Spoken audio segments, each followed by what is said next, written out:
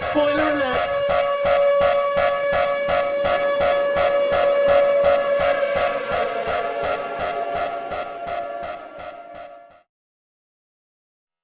Welcome to Spoiler Alert. I'm Ryan, and I am flying solo today to talk Scream 7 because I really, really want to get this off my chest.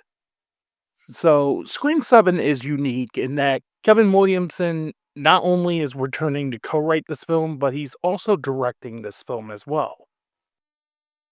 So, with all that said about Kevin Williamson, we need to address the Ellison in the room.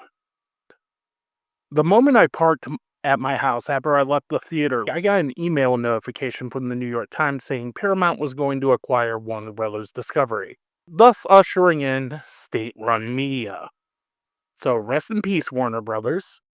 Rest in peace, freedom of the press. The sad thing is that Warner Brothers had a banner year last year. One of the all-time great years for a singular movie studio. The two frontrunners for Best Picture as of March 11th are both Warner Brothers movies. So, with all that going on, there's the other elephant in the room. We need to talk about Melissa Barrera. On November 21st, 2023, Melissa Barrera was fired from Scream 7. Now, I'm just going to say this absolutely 100% for the record. Melissa Barrera did nothing wrong. At the time frame she was fired, she was outspokenly pro-Palestine, and she should be allowed to say what's on her mind. Now, if Melissa Barrera said nuke Israel off the map, the KIKES deserve it, I'd say fuck her, bring back Nev. But Melissa Barrera didn't. I've read the post she shared. Nothing about the post she posted at that time screamed anti-Semitism. Quite the opposite. She was sharing Jewish pro-Palestine perspectives. They were just looking for a scapegoat. And what's this? A woman of color posting about Palestine? Fire her! It was revealed that Christopher Landon was going to write and direct Scream 7. And then Jenna Ortega left the project shortly after Barrera did, citing scheduling conflicts. But a couple years later, she came out and said, no, it was because of Melissa Barrera. And then, right after Ortega left, Christopher Landon left the project shortly after, citing the fact that his film revolved around Sam and Tara. He couldn't do that film without his stars. Imagine you're given this project, and all this shit goes down, you had no idea what's happening, and then next thing you know, you're thrown on your ass. I don't blame Jenna Ortega or Christopher Landon for leaving Scream 7 shortly after. There's also another story involving this film I'll bring up towards the end because it ties in to the third act. Also, Radio Silence is getting huge fucking bags for the new Brendan Fraser Mummy movie in Ready or Not 2. I'd rather them do other things than tie themselves to the Scream franchise for the rest of their lives. Then I'm just going to say it, I can't wait for the Radio Silence Mummy movie, because horror movie directors are master craftsmen at summer blockbusters. So, with all that out of the way, what did I think of Scream 7? Okay, pretend if you will, the drama surrounding this film doesn't exist. I know that is next to near impossible to do with this film, with all the controversy surrounding it. Pretend nothing happened. How is this movie as a whole? Yeah, it's official. It's dead last on my Scream 7 rankings. No need for me to do a Scream rankings at the end of this podcast. I did not like this movie. This movie is so fucking bad. What did you expect from the director of Teaching Mrs. Tingle? A movie so bad, I forgot that Helen Mirren was Mrs. Tingle. The sad thing about this is that this opened with $64 million at the box office. Yet it's also the lowest Rotten Tomatoes score of the franchise. I don't take either of those things into account, but it's worth noting. And as a side note, I'm just going to say this bluntly. Box office doesn't equivocate quality.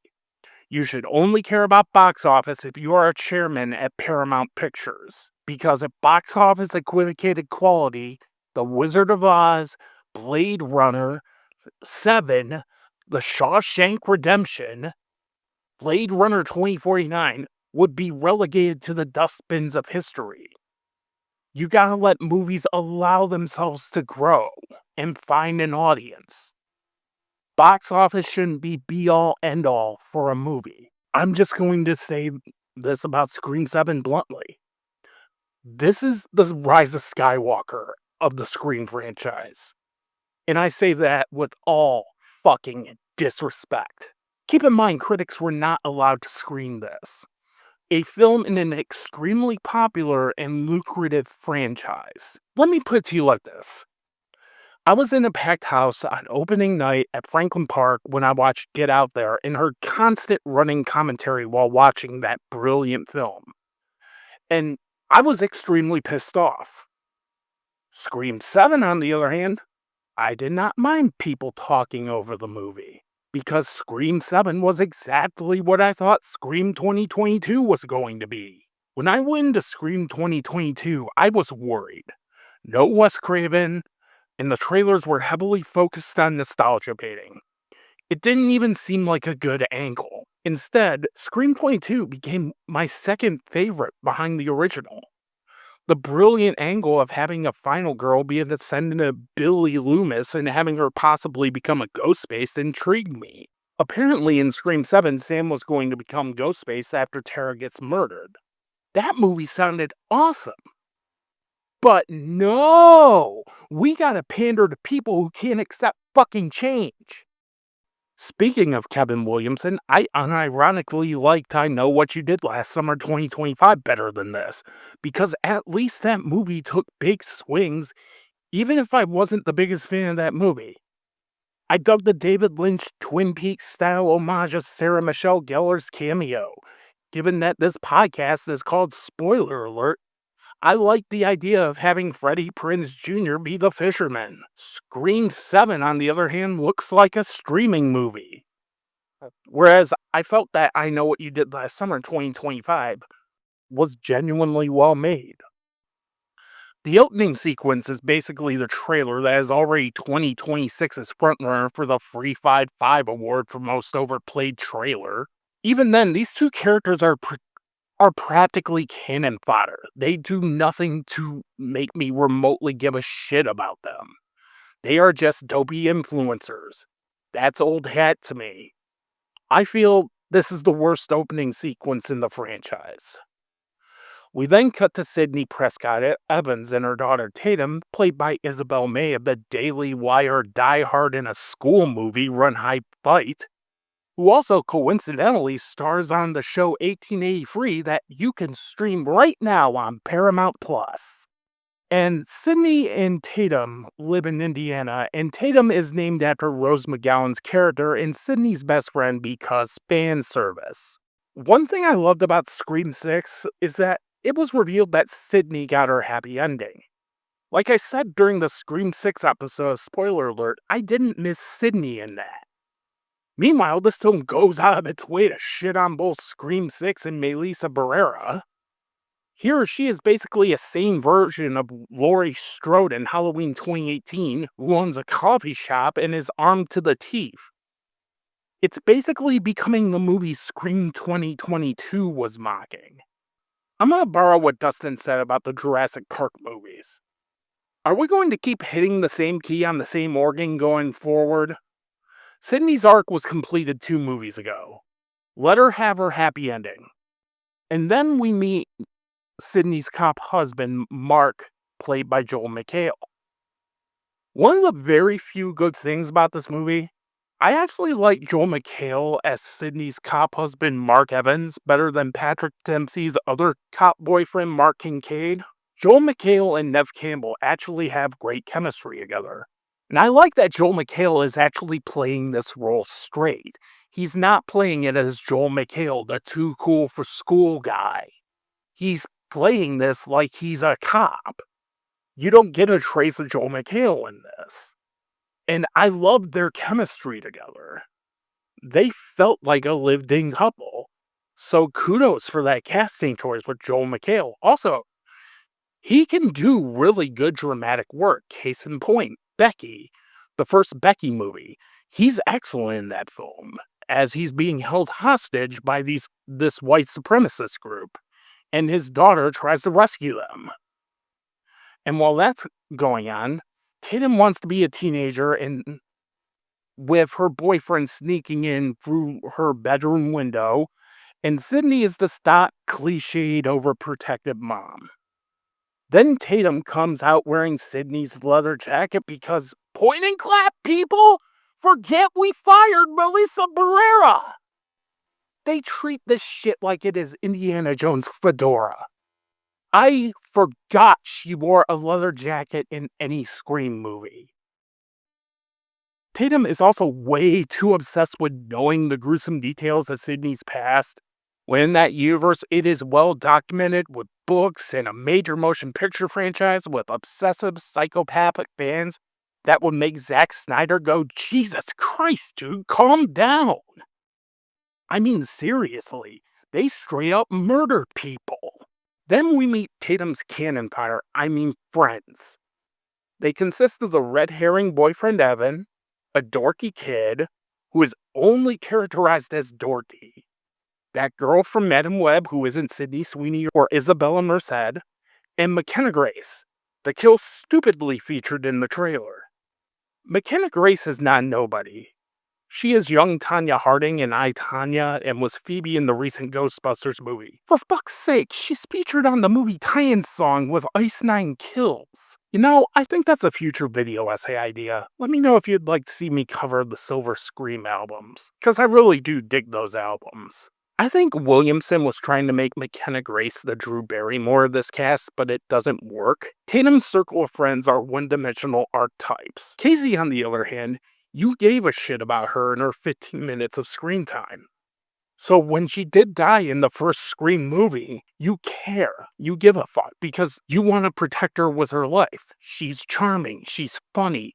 She's compelling from the first frame. She doesn't take any shit with Ghostface. So while we get to know the poorly written friend group, Sydney gets a phone call from Ghostface, who then switches to FaceTime, revealing himself to be present day and completely scarred Stu Macher. Stu reveals that he is at a theater where Tatum and her circle of friends are rehearsing for a play because Sydney wanted to be an actress.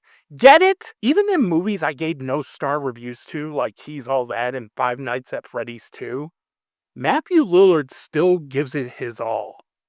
Fuck Tarantino for saying Matthew Lillard sucks. Move out of Israel and we'll talk about acting talent, Quentin. While we're on that subject, Neve Campbell is good in this film. She better give this performance her all, given she took $7 million of the film's budget. And then McKenna Grace gets killed in the big trailer death and a non-character friend dies. And Ghostface holds Tatum at knife point but gets saved by Mark. Tatum escapes and then Ghostface is run over by a van. And out from that van comes Gale Weathers. And she does a, say it with me, cynical applause pop shot.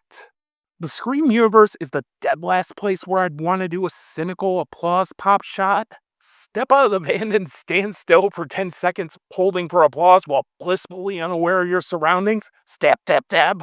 Then out come the Meek siblings, because we gotta dunk on Scream 6 and Melissa Barrera, who serve as Gale's camera crew.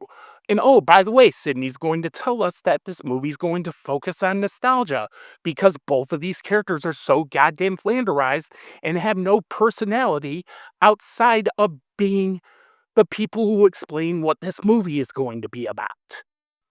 And then Gale says the line that pisses me off. I wasn't fired. My contract wasn't renewed. The Ghostface Gale runs over, by the way, is just some random guy from a mental hospital in Sydney's coffee shop who just screams Ghostface.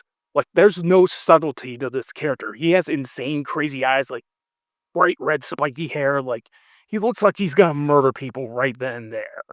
And then Sydney and Gale go to the mental institution to get more info on Stu. And that Ghostface from a guy that I'm going to call Dr. Exposition, played by Vegas Vacations Ethan Embry. Dr. Exposition reveals that Stu was a John Doe and and the ghost face that Gale ran over lived right next to each other in separate rooms. Then we're introduced to Anna Camp in the most let me guess she's the killer character of the Scream franchise. You don't get a Bart and Bella and not have her be a ghost face. So Tatum and the friends are at a random bar, and Sydney grants Gale the interview she's desired for 6 movies to lure Stu out. Mark, Sydney's husband, then gets gutted like a fish by Ghostface. But Ghostface shows up, killing all Tatum's friends at the bar, and then Tatum finds out her boyfriend was into AI deepfakes and used himself to model Stu Macher. She thinks he is Ghostface at this point. She knocks him out and escapes, only for Ghostface to kill Evan, the boyfriend. And here's my next issue with this film. The AI aspect of this film just doesn't work. It's just there's a, hey, this exists. It does willing nothing with it. It just screams, Meta paid us a lot of money for a tie-in to promote their AI slop photos of you in an inexplicably 80s bedroom with Ghostface in the background. Give me a budget and a Ghostface stand-in, and I could do these photos on Facebook easily. Tatum goes into the coffee shop and grabs a gun and escapes through a wall and successfully incapacitated Ghostface, only to be kidnapped. Alright, here we go. This is the point of contention for everybody. You've probably heard about this third act like so many goddamn times. But my god, I cannot stress enough how much I fucking hated this third act. This third act fucking sucks. So we go to Sydney's house and she is greeted by pandering fan service cameos from Laurie Metcalf's Nancy Loomis, Scott Foley's Roman Bridger, and Dewey because point and clap, people! Forget most of our budget went to Neb Campbell to cover our asses for firing Melissa Barrera. Look at all these people from the past movies! Going back to what I touched on earlier, Academy Award winner Mikey Madison revealed to Entertainment Tonight that she declined filming a pandering fan service cameo for this scene in Scream 7, citing that both of her phone cameras were broken. Keep in mind one other thing. Mikey Madison is Jewish. That is the most baller rejection ever. The fact that she stood up for Melissa Barrera was some baller shit, especially after winning the Oscar. Which begs another question: if you're going to do this pandering fan service bullshit with the AI slop, where the fuck is Jill? Jill is directly related to Sydney. How could you be this inept in your own canon, leaving out Sydney's cousin? You wrote Scream 4. Emma Roberts doesn't seem like someone who has opinions on geopolitics. And so it's showtime, as we do the opening scene from Scream 1, except Tatum is tied up this time around. And it's time for the big reveal. Dr. Exposition, who was only in one scene, and Anna Camp! The Ghostface chimpanzee from Jay and Silent Bob Strike Back is a better reveal than this, unironically. Anna Camp reveals that she is an obsessive fan of Sydney's to the point that she kills her abusive husband because of her autobiography. Dr. Exposition reveals that Stu Macher was always dead and created him through AI with his IT background. Dr. Exposition and Anna Camp meet in the same mental hospital. Then Mark is, by some Christmas miracle, alive despite being gutted like a fish earlier. Anna Camp then reveals she killed her own son because she was starting to remind her of her ex-husband. Then Mark unties Tatum and they take on Dr. Exposition and Anna Camp. Chances are, if you're in close proximity to Sidney Prescott, you are pretty much in God mode. In one of the very few good things about this film, Sydney and Tatum unload a whole clip into Anna Camp's face. Then, because everyone that is around Sydney is in God mode, the Meeks twins recover from their injuries, and Cindy delivers a newscast with Gale's blessing. So, yeah, I ended up giving Scream 7 a 1.5 out of 5. It's a good thing I threw out my back moving a piece of flimsy furniture up a flight of stairs that eventually broke instead of going straight to my microphone to record this episode. Because, man, I really needed to gather my thoughts about this. Because if I did it that day, it just would have been nonstop fucking screaming. I probably wouldn't have talked for a week. And the main problem I have with Scream 7 is it's just dull. Aside from Sydney, Mark, or Stu, I did not care about anyone else in this film. The cardinal sin of any movie for me is if a movie is boring. Scream 7 was boring, most of all. I don't want point and clap moments. I want a good story. The first Scream but in reverse is not a good idea for a movie. But we gotta pander to assholes who tweet out repugnant shit like, people are so mad that a hot white woman has reclaimed her rightful place at the forefront of an iconic horror franchise, and that two irrelevant racial slurs are no longer the leads.